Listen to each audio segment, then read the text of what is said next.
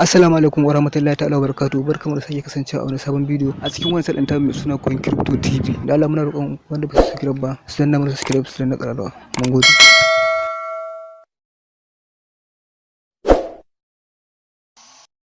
Assalamu alaikum.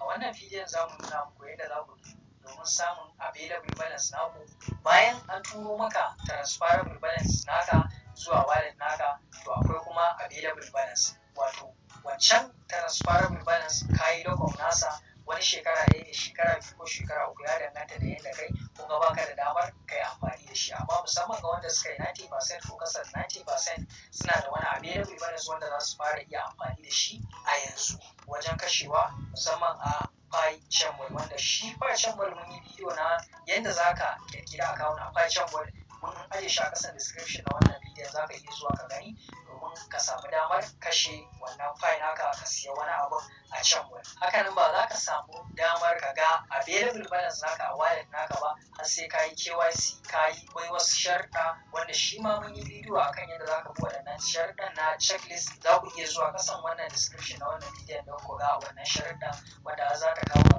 ƙarshe, wato ka ga balance naka ya zo cikin wallet naka. To amma bayan ya zo, wannan ragowar balance naka da ba ko wuce available balance naka da baka yi lock nasa ba, shine wanda za mu nuna muku hanyar da za ku bi domin samun wannan available balance. Dan kuwa za ku dinga ganin sa ne kamar yadda kuka gani a yanzu, available balance 0.00, amma wannan hanyar da za ku bi shine za ta ba ku damar ku ga wannan available balance naku da za ku iya amfani da shi wurin kashewa a ko'ina ne.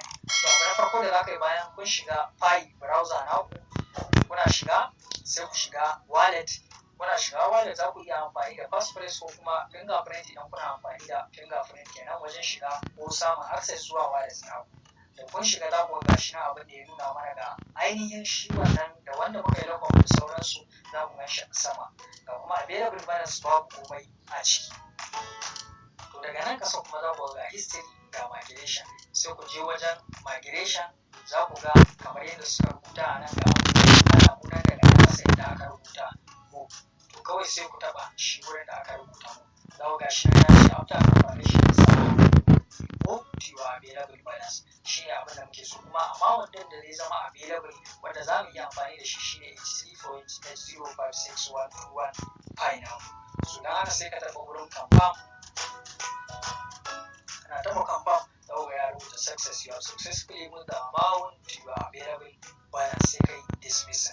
Shikenan za ku ga gashi nan a wajen available balance yanzu namu, maimakon a da yake 0.00, yanzu ga available balance namu nan za ku ga 83.80 Pi shine available balance namu. Kuma wannan shi zai ba mu damar mu je mu kashe shi a PyChainWall ko kuma a gun wani wanda za mu wani ba da haka ciniki tsakanin mu da shi, wani shi ma pioneer ne ko kuma mai kanti ko kuma mai wani abu wanda yake so ka tura mai Pi naka domin ka siya wani abu ko karɓi wani abu ko kuma ya baka kuɗi. Wannan shine available balance namu, kuma wannan shine za ka iya amfani da shi wurin siyayya kafin a saki na wancan lock da kai, iya duration din da kai in ya cika zai zama shi ma available. Wannan shine karshen bidiyon namu, muna fata kun ji daɗin sa, kuma taba mana wannan alamar ta subscribe da like, sai mun haɗa bidiyo na gaba.